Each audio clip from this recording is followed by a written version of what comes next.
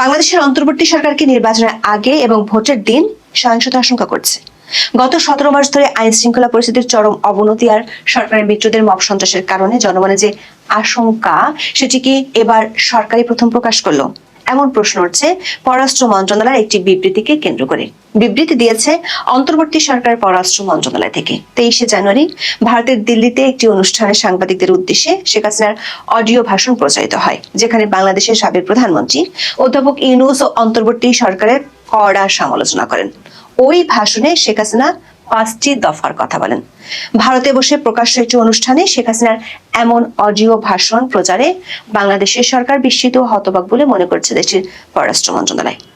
ভারতে বসে শেখ হাসিনার এই অডিও বার্তাকে বাংলাদেশের অন্তর্বর্তী সরকার দেখছে উস্কানিমূলক ও দেশটির নিরাপত্তার জন্য হুমকি হিসেবে।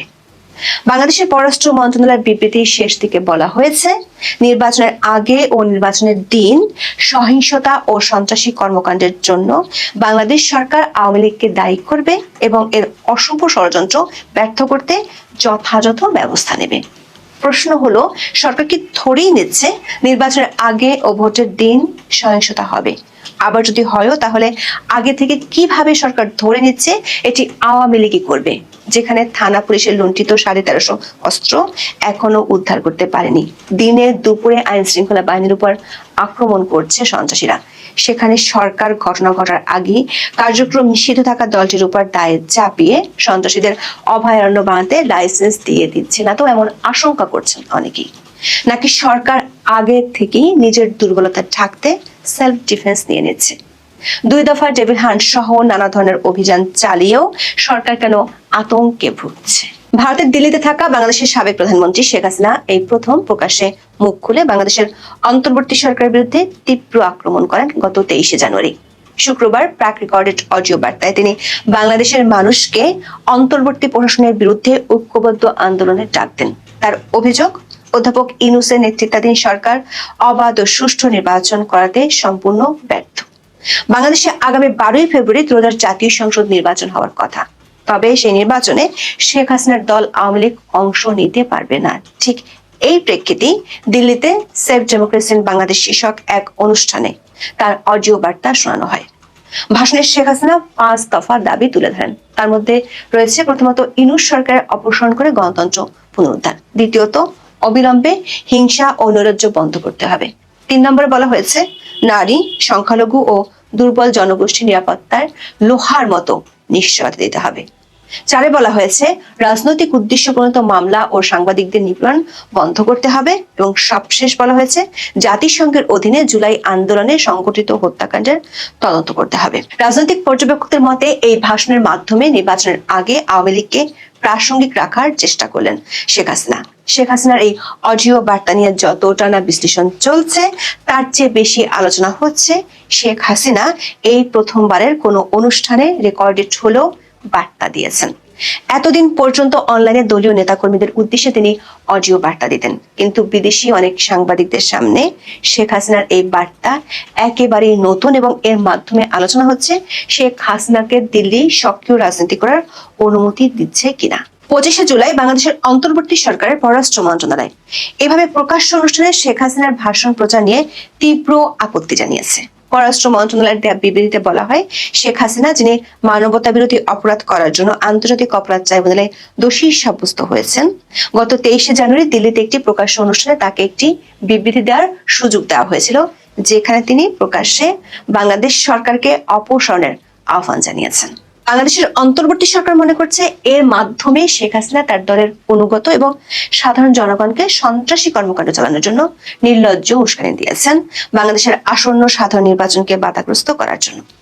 বাংলাদেশ সরকার অভিযোগ, শেখ হাসিনা বাংলাদেশের অন্তর্বর্তী সরকার উৎখাতের ডাক এবং তার কর্মীদের হিংসায় প্ররোচনা দিয়েছেন। ভারতে বসে শেখ হাসিনার এই জাতীয় মন্তব্যে বাংলাদেশ সরকার বিস্মিত এবং বেদনাহত বলে পররাষ্ট্র মন্ত্রণালয়ের বিবৃতিতে বলা হয়েছে।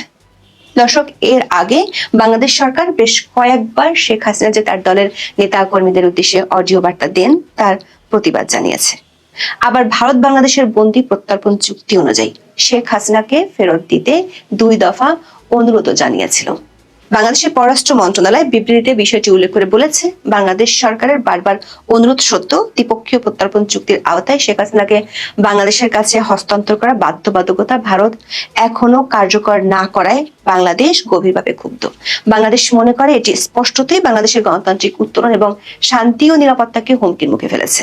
পররাষ্ট্র মন্ত্রণালয় আরো দাবি করেছে, ভারতের রাজনীতিতে এই অনুষ্ঠান আয়োজনের অনুমতি দেওয়া এবং শেখ হাসিনাকে প্রকাশ্যে তার বক্তব্য দিতে দেওয়া আন্তঃরাষ্ট্রীয় সম্পর্কের নিয়মের পরিপন্থী, যার মধ্যে সার্বভৌমত্বের প্রতি শ্রদ্ধা, হস্তক্ষেপ না করা এবং সুপ্রতিবেশী সুলভ নীতিমালা এবং বাংলাদেশের জনগণ ও সরকারের প্রতি সুস্পষ্ট অবমাননা। বাংলাদেশের আশঙ্কা এটি বাংলাদেশ ভারত সম্পর্কের ভবিষ্যতের ক্ষেত্রে একটি বিপজ্জনক দৃষ্টান্ত স্থাপন করে বাংলাদেশের ভবিষ্যতে নির্বাচিত রাষ্ট্র ব্যবস্থার পারস্পরিক উপকারী দ্বিপক্ষীয় সম্পর্কের সম্পৃক্ততা, গঠন এবং লালন পালনের সক্ষমতাকে মারাত্মকভাবে ক্ষতিগ্রস্ত করতে পারে।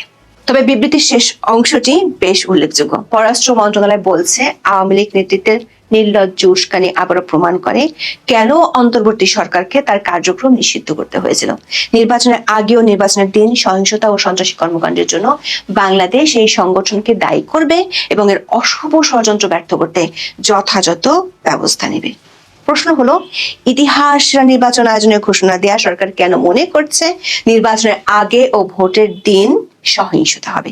তার চেয়ে বড় কথা, যদি সহিংসতা হয়ও তাহলে সেটি তদন্তের আগে সব দোষ আওয়ামী লীগের ঘাড়ে চাপিয়ে দেওয়া হচ্ছে কেন? 2024 সালের 5 আগস্টের পর থানা, পুলিশ ও এসএসএফ এর লুট হওয়া অস্ত্রগুলো সরকার পুরোপুরি উদ্ধার করতে ব্যর্থ হয়েছে। গত 21শে জুলাই ত্রয়োদশ জাতীয় সংসদ নির্বাচনকে সামনে রেখে দেশের সার্বিক আইন শৃঙ্খলা পরিস্থিতি নিয়ে প্রধান উপদেষ্টার কার্যালয়ে এক সভা অনুষ্ঠিত হয়। সেই সভায় বাংলাদেশের সেনাপ্রধান জেনারেল ওয়াকারুজ্জামান জানান, 2024 সালের জুলাই গণঅভ্যুত্থানের সময় সারা দেশের বিভিন্ন থানা থেকে মোট 3619টি অস্ত্র লুট হয়েছিল। লুট হওয়া এসব অস্ত্রের মধ্যে এখন পর্যন্ত 2259টি উদ্ধার হয়েছে। তার মতে গত 17 মাসে সরকার লুট হওয়া অস্ত্রের মধ্যে 62.4% উদ্ধার করতে পেরেছে। 2 দফা পুরস্কার ঘোষণা করেও সরকার এসব অস্ত্র ও গোলাবারুদ উদ্ধার করতে পারেনি। দর্শক, নানা মহল থেকে এই অস্ত্রগুলো উদ্ধারের জন্য সরকারকে বারবার তাগাদা দেওয়া হয়েছিল।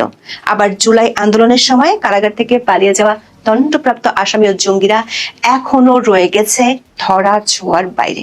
পর্যবেক্ষকরা মনে করেন সরকার এই দুটি ক্ষেত্রে পুরোপুরি ব্যর্থ হয়েছে। আবার সীমান্ত দিয়ে যে অস্ত্র আসছে তা নিয়ে গণমাধ্যমে বেশ কয়েকটি রিপোর্ট হলেও সরকার বিষয়গুলো আমলেই নিচ্ছে না। এমন ব্যর্থতার মধ্যে সরকার আগাম সন্ত্রাসী কর্মকাণ্ডের দায় আওয়ামী লীগকে দিয়ে কি নির্ভর হতে চাইছে? আবার চট্টগ্রামে বিএনপি প্রার্থীর উপর হামলা, ওসমান হাদি হত্যাকাণ্ড সহ গত কয়েক মাসে যেসব সন্ত্রাসী কর্মকাণ্ড হয়েছে তার বেশিরভাগের হোতাদের সরকার ধরতেই পারেনি, অথচ সরকার লোক দেখানো 2 দফা জেবির হান সহ বহু অভিযান চালিয়েছে। অবশ্য সেসব অভিযানে সন্ত্রাসীদের ধরার চেয়ে আওয়ামী লীগ ও অঙ্গ সংগঠনের নেতাকর্মীদের ধরার ক্ষেত্রে সরকার আগ্রহ বেশি ছিল। বিশ্লেষকরা মনে করছেন, বাংলাদেশের পররাষ্ট্র মন্ত্রণালয়ের বিবৃতিতে সরকার স্পষ্টভাবে বলেছে, নির্বাচনের আগে এবং ভোটের দিন যদি কোনো সহিংসতা হয় তাহলে সরকার আওয়ামী লীগের উপরে দোষ দিবে। কিন্তু যদি জেল পলাতক সন্ত্রাসী কিংবা আওয়ামী লীগ নয় এমন কোনো পক্ষ যারা নির্বাচন চাইবে না কিংবা সহিংসতা করতে চাইবে, তারা কি সহিংস কর্মকাণ্ড চালাতে পারে না? বিশ্লেষকরা মনে করছেন সরকার এই বিবৃতি সন্ত্রাসীদের জন্য এক ধরনের অভয়ারণ্য তৈরি করে দিবে। এমনকি নির্বাচনে অংশগ্রহণকারী দলগুলোর মধ্যে কোনো বিরোধকেও কি আওয়ামী লীগের কর্মকাণ্ড বলে সরকার চালিয়ে দিতে চাইছে? প্রশ্ন উঠেছে, সরকার শেখ হাসিনার বক্তব্যে যতটা বিস্মিত ও হতবাক বলে মন্তব্য করেছে, গত 17 মাসে সরকারকে ততটাই নিষ্ক্রিয় দেখা গেছে আইন শৃঙ্খলা পরিস্থিতি ও নিজেদের মিত্রদের মব সন্ত্রাস নিয়ন্ত্রণে। এমন পরিস্থিতিতে ঐতিহাসিক নিয়ন্ত্রিত নির্বাচনে নিজের মিত্রদের বিরোধের আশঙ্কাকে সরকার আগাম ডিফেন্স দিয়ে নিল।